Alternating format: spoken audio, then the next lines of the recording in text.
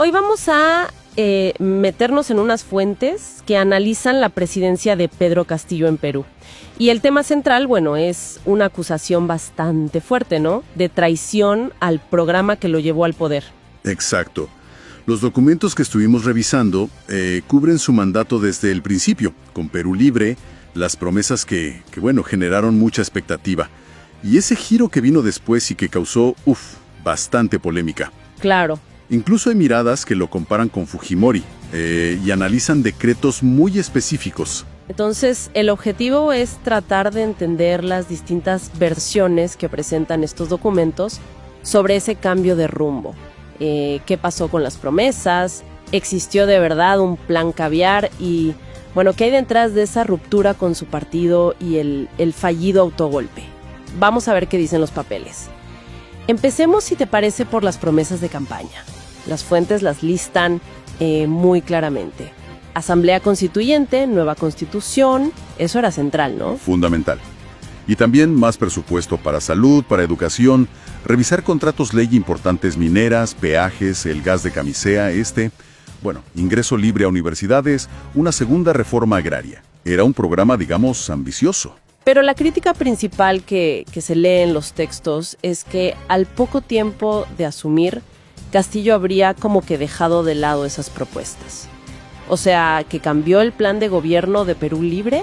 ¿Cómo explican ese giro las fuentes? Bueno, justamente ahí, surge esta idea del plan caviar.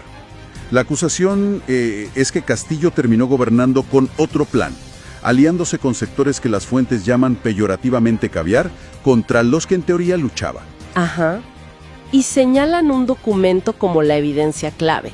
El Decreto Supremo 0164-2021-PCM de la Presidencia del Consejo de Ministros, del 16 de octubre de 2021.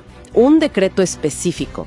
¿Y qué dicen las fuentes? ¿Qué implicó ese documento? ¿Por qué es tan importante? Bueno, según la lectura de algunas de estas fuentes, este decreto significó la renuncia oficial a las promesas más fuertes. O sea, la Asamblea Constituyente, la nueva Constitución, la nacionalización del gas. ¡Wow! Sí. Se menciona una denuncia de Ramón Ramírez Erazo, que ya en esa fecha lo calificaba como una hoja de ruta de la traición. Para él y otros que citan, este decreto es como el punto de quiebre documentado, el momento clave. Entendido. O sea que ese decreto se interpreta como un símbolo de la ruptura. Y eso nos lleva directo a la relación con su partido, con Perú Libre. Exactamente. Los documentos detallan cómo Castillo, electo con Perú Libre, se fue distanciando del partido. Una distancia que al final llevó a que lo expulsaran. Ah, ¿lo expulsaron? Sí.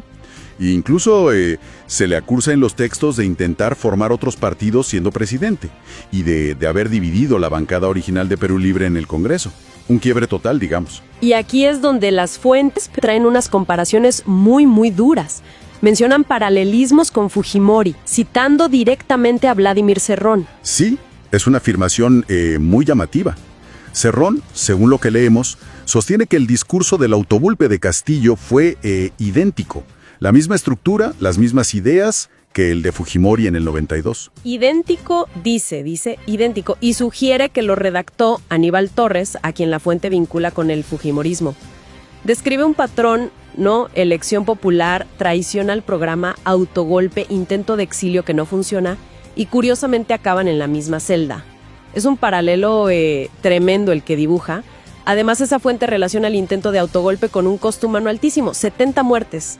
Y la pregunta que lanza Cerrón, ¿quién es el fujimorista en la práctica? Pues busca eso, ¿no? Cuestionar las etiquetas frente a los hechos, según esa perspectiva. Y eso nos lleva a cómo las fuentes ven la responsabilidad. Por un lado, se dice que algunos sectores victimizaron a Castillo. Pero la visión que más se repite en estos documentos lo pone a él como el principal responsable de ese desvío de las promesas y, de la ruptura democrática al final. Aunque también está la idea de que otros tuvieron el poder real, ¿no? Se argumenta en algunos textos que la llamada mafia caviar movió los hilos en su gobierno y que luego lo desecharon, dejando que la derecha bruta y achorada, así la llaman las fuentes, ejecutara el golpe final. Son narrativas complejas y bastante enfrentadas. Definitivamente. Otra visión que recogen es que Castillo y su entorno cercano Bueno, dividieron al país, y eso permitió que distintos grupos, que las fuentes describen como mafias, se adueñaran de la victoria popular y la manejaran hasta que todo explotó. Y después de su caída, ¿qué mencionan? Pues se menciona su acercamiento a Juntos por el Perú, y por otro lado, un supuesto resurgimiento o fortalecimiento de Perú Libre. Movimientos poscaída, digamos. Entonces, para ir resumiendo, el cuadro que pintan estas fuentes es el de un líder que llega con un mandato muy fuerte de cambio, pero que termina acusado de traicionar ese mandato, con ese decreto 0164 como símbolo, de romper con su base política y de un final, bueno, abrupto, con un autogolpe que evoca episodios muy oscuros del pasado peruano. Sí, y lo que resulta interesante en estos documentos es ver cómo la figura de Castillo se vuelve como un epicentro, ¿no?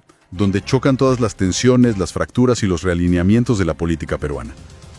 Las interpretaciones sobre lo que hizo son casi tan reveladoras como los hechos en sí. Y quizás, para dejar una idea final, algo que surge de leer todo esto, con tantas acusaciones que van y vienen y cambios de bando que describen las fuentes, ¿cómo podemos realmente diferenciar las acciones políticas concretas de la pura retórica y de las etiquetas ideológicas en un escenario tan movido como el peruano?